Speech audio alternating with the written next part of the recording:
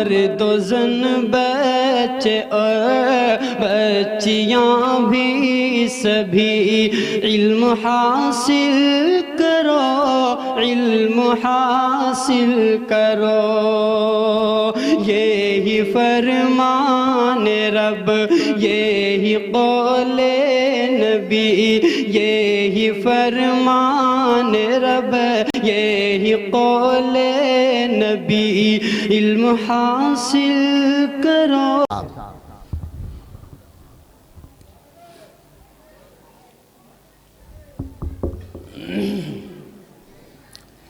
السلام علیکم ورحمۃ اللہ وبرکاتہ۔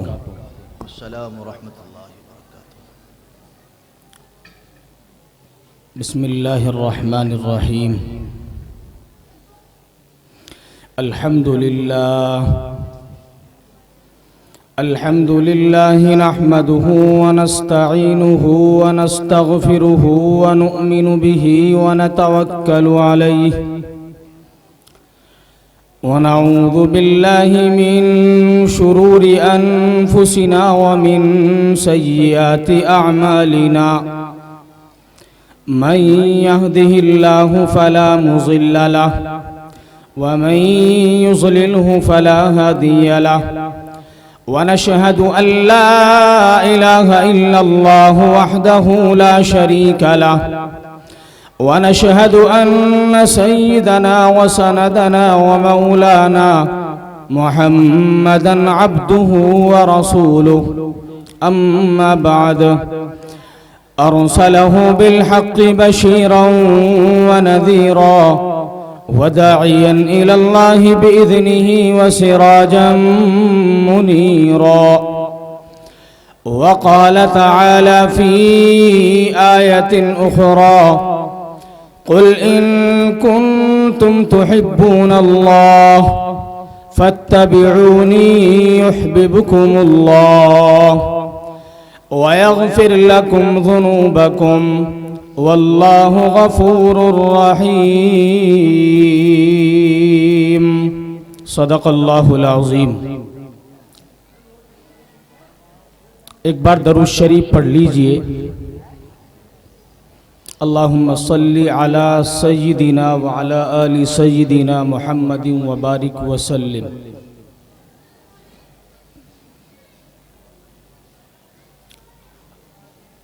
اسٹیج پر تشریف فرما معزز اور مکرم حضرات علماء کرام، اور پنڈال میں تشریف فرما میرے مسلمان بھائیوں اور بزرگوں، اور پردے کے پیچھے تشریف فرما ہماری مائیں، بہنیں اور بیٹیاں۔ رات سے آپ حضرات بیانات کی دنیا میں ہیں، مجھے نہیں معلوم کہ آپ کو ان تقریروں نے کتنا جھنجھوڑا اور کتنا ہم سمجھے۔ اصل چیز ہے عمل کی، تقریریں تو انسان بہت سنتا ہے، اصل چیز ہے کہ یہ بات جو کہی جا رہی ہے یہ میری زندگی میں داخل ہو جائے۔ ہمارے بہت ہی قریب ترین مخلص دوست حضرت قاری عالمگیر صاحب دامت برکاتہم العالیہ آپ کے گاؤں میں آپ کی خدمت انجام دے رہے ہیں۔ الحمدللہ یہ اتنا بڑا کام حضرت کے اخلاص اور آپ حضرات کے اخلاص اور محبت کا نتیجہ ہے۔ ماشاءاللہ چھوٹے چھوٹے بچوں نے اتنی شاندار تقریر کی کہ جواب نہیں چھوڑا۔ آپ حضرات تعاون کر رہے ہیں، اور جتنے معاونین ہیں میں ان تمام کو مبارکبادی پیش کرتا ہوں کہ اللہ تبارک و تعالی آپ کو دارین میں اس کا بہترین صلہ عطا فرمائے۔ آمین کہو بھائی۔ تو قرآن کریم کی آیت پڑھی، قل ان کنتم تحبون اللہ، اللہ تبارک و تعالی فرماتا ہے اے نبی صلی اللہ علیہ وسلم آپ کہہ دیجئے اگر تم اللہ تبارک و تعالی سے محبت رکھنا چاہتے ہو فاتبعونی تم میری اتباع کرو یحببکم اللہ تبارک و تعالی تم سے محبت کرے گا وَيَغْفِرْ لَكُمْ ذُنُوبَكُمْ اور اللہ تبارک و تعالی تمہارے گناہوں کو بخش دے گا. اللہ تبارک و تعالی بخشنے والا مہربان ہے.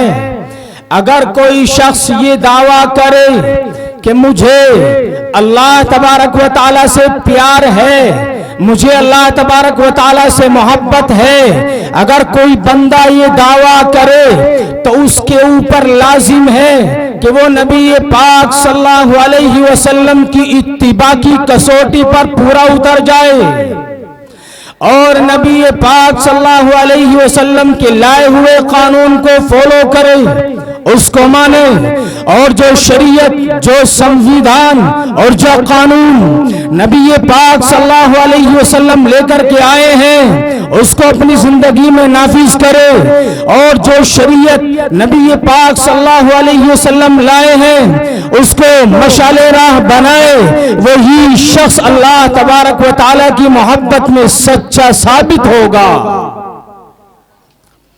اور جو بندہ اللہ تبارک و تعالی کے حبیب کی اتباع کرے گا اور نبی پاک صلی اللہ علیہ وسلم کے لائے ہوئے قانون کو مانے گا, مضبوطی سے قائم رہے گا, پختگی کے ساتھ اس پر مضبوط رہے گا, اس کے لیے اللہ تبارک و تعالی کی طرف سے دو قسم کے انعام کا اعلان کیا گیا ہے. ایک انعام تو یہ ہے اللہ تبارک و تعالی اس کے گناہوں کو معاف کر دے گا, اللہ تبارک و تعالی اسے گناہوں سے پاک کر دے گا, اور جسے اللہ تبارک و تعالی گناہوں سے محفوظ کر دے اور جسے اللہ تبارک و تعالی گناہوں سے بچا لے اسے اللہ تبارک و تعالی نیک عمل کی توفیق بھی دیتا ہے اور گناہوں سے بچنے کی توفیق بھی دیتا ہے. اور دوسرا انعام جو اللہ تبارک و تعالی کی طرف سے ملنے والا ہے وہ یہ ہے کہ اللہ تبارک و تعالی اسے محبوبیت عطا کر دیتا ہے, اور جسے اللہ تبارک و تعالی محبوب بنا لے, جسے اللہ تبارک و تعالی محبوبیت کا درجہ عطا کر دے, پھر اس کا دنیا میں کوئی کچھ بگاڑنے والا نہیں, اس کی دنیا بھی اچھی ہوتی ہے, آخرت کی زندگی بھی اچھی ہوتی ہے.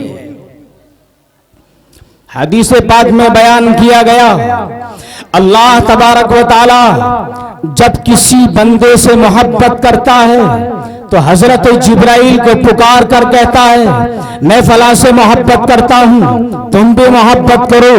حضرت جبرائیل محبت کرنے لگتے ہیں, اعلان اس کا آسمانوں میں کر دیا جاتا ہے, آسمان والے اس سے محبت کرتے ہیں, اس کے بعد زمین میں اس کا اعلان کر دیا جاتا ہے, زمین والے اس سے محبت کرنے لگتے ہیں, یہاں تک کہ زمین و آسمان کی مخلوق اس سے محبت کرتی ہے, اس سے پیار کرنے لگ جاتی ہے. اور اس کے برخلاف جو نبی پاک صلی اللہ علیہ وسلم کی شریعت کو نہیں مانتا, آپ کے لائے ہوئے قانون کو, سنویدھان کو مشعل راہ نہیں بناتا, وہ انسان ہر طرح کے گناہ کے اندر, ہر طرح کی معصیت کے اندر مبتلا ہو جاتا ہے.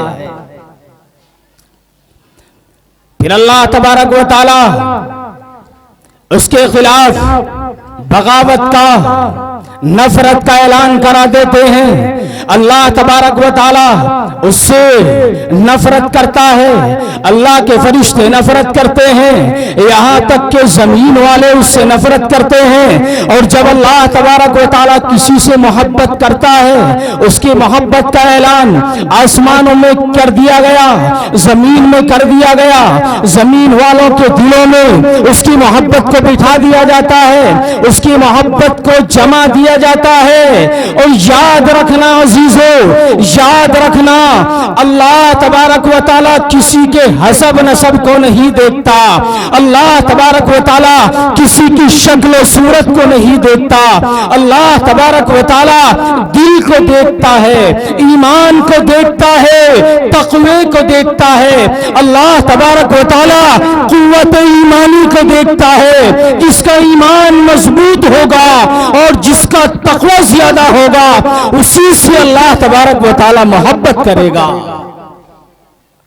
اور حدیث پاک میں بہت سارے واقعات بھرے ہوئے ہیں، لیکن میں 3 واقعات احادیث شریفہ کی روشنی میں آپ حضرات کی خدمت میں ذکر کرنے لگا ہوں۔ توجہ رکھنا، ایک انتہائی قابل قدر نوجوان صحابی حضرت سعد اسود رضی اللہ عنہ، سیرت کی کتابوں میں بڑے عجیب و غریب انداز میں اس واقعے کو نقل کیا گیا۔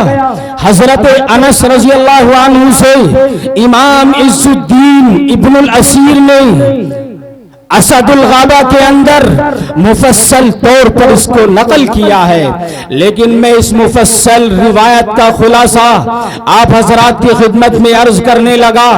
حضرت سعد اسود رضی اللہ عنہ یہ نہایت کالے اور بدصورت انسان تھے، اور انہوں نے اپنے نکاح کے پیغام کو مدینہ منورہ کے ہر قبیلے میں پیش کیا، مدینہ منورہ کے ہر قبیلے میں بھیجا، لیکن کسی نے انہیں قبول نہیں کیا۔ ان کے کالے پن کی وجہ سے، ان کی بدصورتی کی وجہ سے کسی نے ان کو قبول نہیں کیا۔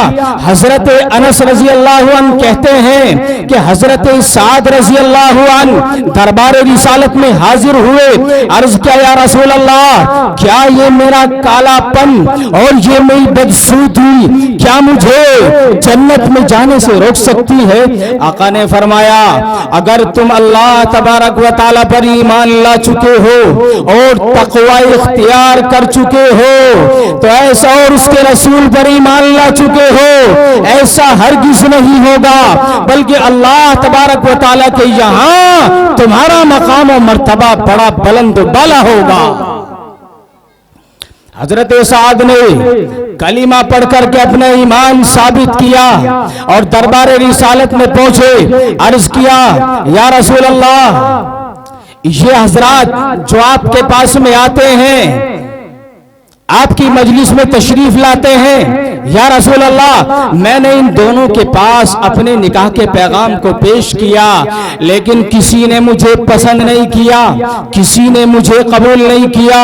نبی پاک صلی اللہ علیہ وسلم نے مدینہ منورہ کی جو سب سے زیادہ حسینہ، سب سے زیادہ خوبصورت لڑکی تھی، اس کا انتخاب کیا اور حضرت سعد سے کہا کہ مدینہ جاؤ اور حضرت عمر ابن وہب ثقفی سے کہنا میں نے ان کی بیٹی کا نکاح تمہارے ساتھ میں کر دیا ہے۔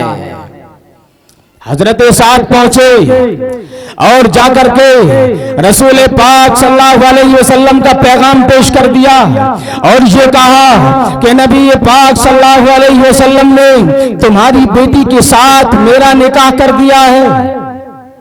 ماں باپ نے انکار کر دیا، انہوں نے پسند نہیں کیا۔ حضرت سعد واپس آئے، لیکن بیٹی یہ منظر دیکھ رہی تھی۔ بیٹی نے ماں باپ سے کہا میں تو اس بات کو پسند کر رہی ہوں، میں تو اس بات کو پسند کر رہی ہوں، کہیں ایسا نہ ہو کہ اللہ تبارک و تعالیٰ کی طرف سے تمہارے خلاف کوئی وحی نازل نہ ہو جائے۔ اللہ اکبر! اس بیٹی کے کمال ایمان کو دیکھو، اس کے ایمان کو دیکھو، اس نے شکل و صورت کو نہیں دیکھا، اس نے دل کو دیکھا، اس نے تقوی کو دیکھا، اس نے اللہ رسول کے پیار و محبت کو دیکھا اور اپنے باپ سے کہا کہ جاؤ دربار رسالت میں۔ ان کے والد آئے، آقا نے فرمایا ہمارا بھیجا ہوا آدمی تم نے واپس کر دیا؟ انہوں نے کہا یا رسول اللہ ہم نادم اور شرمندہ ہیں اپنے کیے پر، ہم یہ سمجھتے تھے شاید اس نے اپنے پاس سے کہا ہو، اس نے جھوٹ کہا ہو، یا رسول اللہ ہم اپنی بیٹی کو ان کے حوالے کر رہے ہیں۔ اور بیٹی نے کہا تھا ابا جان جب اللہ رسول کوئی فیصلہ کر دے اس کے بعد کسی کو فیصلے کا اختیار نہیں رہتا، اور قرآن کریم کی آیت تلاوت کی وَمَا كَانَ لِمُؤْمِنٍ وَلَا مُؤْمِنَةٍ إِذَا قَضَى اللَّهُ وَرَسُولُهُ أَمْرًا أَن يَكُونَ لَهُمُ الْخِيَرَةُ وَمَن يَعْصِ اللَّهَ وَرَسُولَهُ فَقَدْ ضَلَّ ضَلَالًا مُبِينًا۔ جب اللہ رسول کسی مومن مرد اور عورت کے لیے فیصلہ کر دے کسی مومن کو اختیار نہیں رہتا، وَمَن يَعْصِ اللَّهَ وَرَسُولَهُ اور جو اللہ رسول کی نافرمانی کرے گا وہ کھلی ہوئی گمراہی کے اندر مبتلا ہو جائے گا۔ اب حضرت سعد اپنی اہلیہ کے لیے سامان خریدنے کے لیے بازار تشریف لے گئے۔ ابھی اسی اسنا میں ایک آواز کان میں آئی، حضرت سعد نے اپنی بیوی کا سامان خریدنے کے بجائے اور سامان خرید لیا، اشاروں میں باتیں کر رہا ہوں، اور سامان خرید لیا اور جام شہادت نوش کر لیا۔ نبی پاک صلی اللہ علیہ وسلم نے ان کے سر مبارک کو اپنی گود میں رکھا اور ان کے سامان کو بیوی کے پاس بھجوا دیا، اور ان کے سسرال والوں میں یہ کہلا دیا اللہ تبارک و تعالی نے تمہاری اس بیٹی سے زیادہ خوبصورت آخرت کی لڑکیوں میں اس سے نکاح کر دیا ہے۔ اللہ تبارک و تعالی کسی کے حسب نسب کو نہیں دیکھتا، اللہ شکل و صورت کو نہیں دیکھتا، رب دو جہاں کی قسم اللہ تبارک و تعالی دلوں کو دیکھتا ہے، تقوی کو دیکھتا ہے، قوت ایمانی کو دیکھتا ہے۔ اللہ نے آخرت میں بلند و بالا مقام ان کو عطا فرمایا۔ اور بالکل اسی طرح کا واقعہ حضرت جلیبیب رضی اللہ عنہ کا ہے، جو حضرت ابو برزہ اسلمی رضی اللہ عنہ سے مروی ہے، اور یہ بھی اسد الغابہ کے اندر موجود ہے۔ اس واقعے سے ہمیں یہ سبق ملا کہ اللہ تبارک و تعالیٰ کی محبت کا مدار نبی پاک صلی اللہ علیہ وسلم کی اتباع پر ہے، اور جو نبی کی اتباع نہیں کرتا وہ اللہ تبارک و تعالیٰ کی محبت میں سچا ثابت نہیں ہو سکتا۔ دوسرا واقعہ حضرت بلال رضی اللہ عنہ کا ہے۔ نبی پاک صلی اللہ علیہ وسلم کی وفات کے بعد اکثر صحابہ نے مدینے کو چھوڑا اور دین اسلام کی خدمت کے لیے انہوں نے کوئی کوفہ گیا، کوئی بصرہ، کوئی مصر، کوئی بغداد، اور جہاں اللہ تبارک و تعالیٰ کا حکم ہوا صحابہ پہنچے۔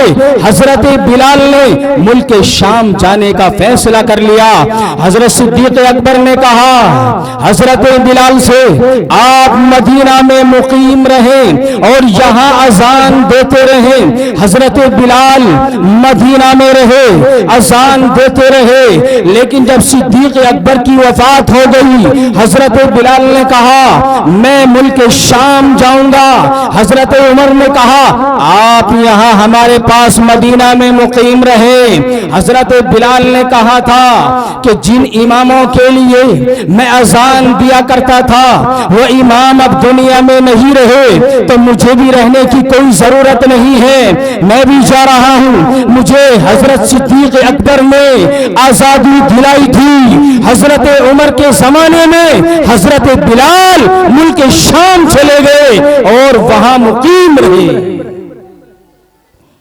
ایک دن یہ ہوا کچھ عرصے کے بعد نبی پاک صلی اللہ علیہ وسلم کی زیارت نصیب ہوئی، اور میرے آقا نے فرمایا حضرت بلال یہ کیا جفا ہے، کیا ہماری زیارت نہیں کرنی؟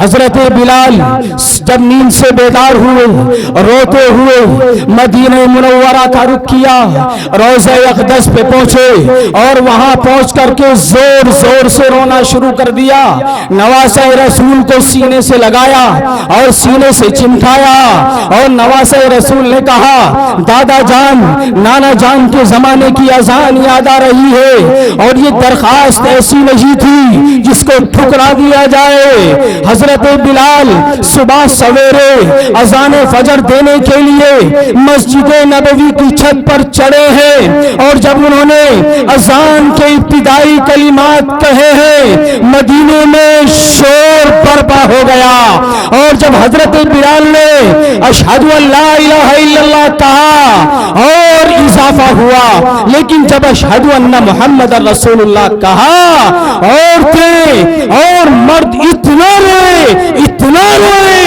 لکھا ہے کتابوں میں اس سے پہلے طرح کبھی نہیں روئے۔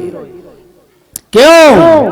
اس لیے کہ آقا کا زمانہ یاد آ گیا، آقا کے مبارک زمانے کی یادیں تازہ ہو گئی، اور اللہ تعالیٰ نے حضرت بلال کو ان کی آواز میں جو روحانیت اور کشش رکھی تھی، رب دو جہاں کی قسم اللہ نے وہ کسی کو عطا نہیں فرمائی تھی۔ رہ گئی رسم اذان روح بلالی نہ رہی، فلسفہ رہ گیا تلقین غزالی نہ رہی۔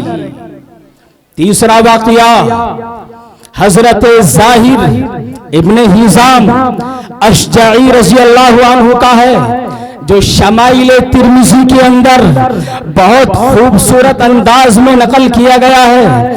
یہ حضرت ظاہر یہ دیہات کے رہنے والے تھے اور دیہاتی نبی پاک صلی اللہ علیہ وسلم سے محبت کرتے تھے اور نبی پاک صلی اللہ علیہ وسلم کے لیے تحفے لایا کرتے تھے۔ دیہات میں جو میسر آتا، کوئی سبزی لا رہا ہے، کوئی ترکاری لا رہا ہے، اور نبی پاک صلی اللہ علیہ وسلم بڑی محبت کے ساتھ بڑی عظمت کے ساتھ اس کو پسند کیا کرتے تھے، اور جب وہ حضرات واپس جاتے تھے تو نبی پاک صلی اللہ علیہ وسلم کچھ ہدیہ ان کو دیا کرتے تھے۔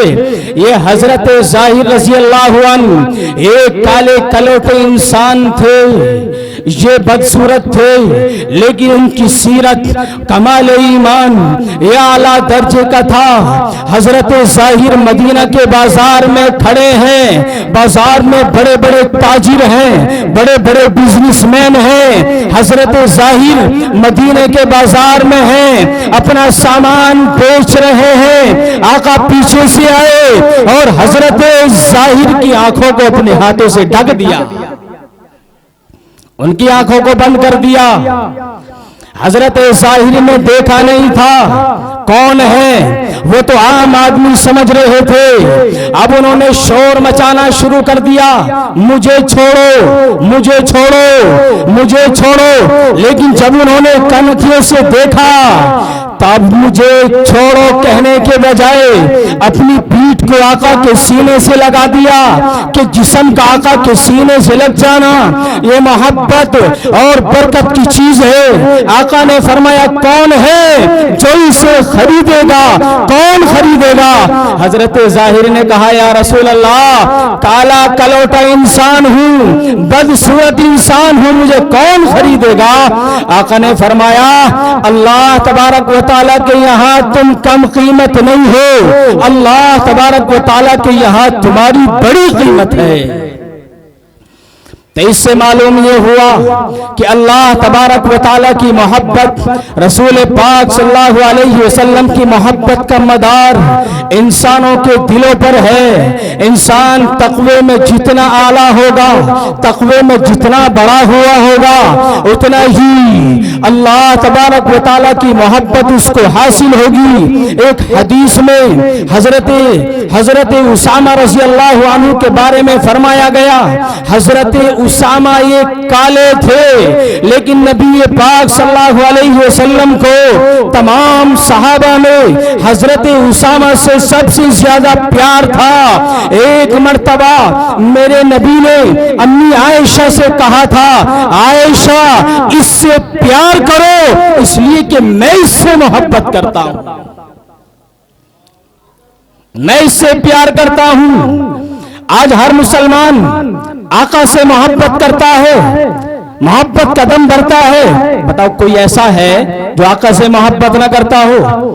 ہاتھ کھڑا کر کے بتاؤ، سارے محبت کرتے ہیں، سارے آقا سے محبت کرتے ہیں۔ میرے عزیزو، ہم نے دعویٰ تو کر دیا دعویٰ محبت کا، لیکن جب دلیل کی باری آئے گی اگر ہم دلیل نہیں دے سکیں گے ہم اپنے دعوے میں جھوٹے ہیں۔ ہر بندہ ہر چیز کا دعویٰ کر سکتا ہے۔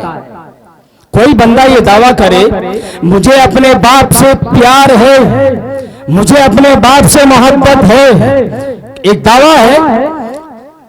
اب اس کا باپ کہے بیٹا مجھے پیاس لگی ہے مجھے پانی پلاؤ، اس کا باپ بیمار ہے، معذور ہے، مجبور ہے، لیکن بیٹا کہے ابا جان آپ سے محبت تو ہے لیکن آپ کو پانی نہیں پلاؤں گا، دنیا کا کوئی انسان اسے اپنے باپ سے محبت کرنے والا شمار نہیں کرے گا۔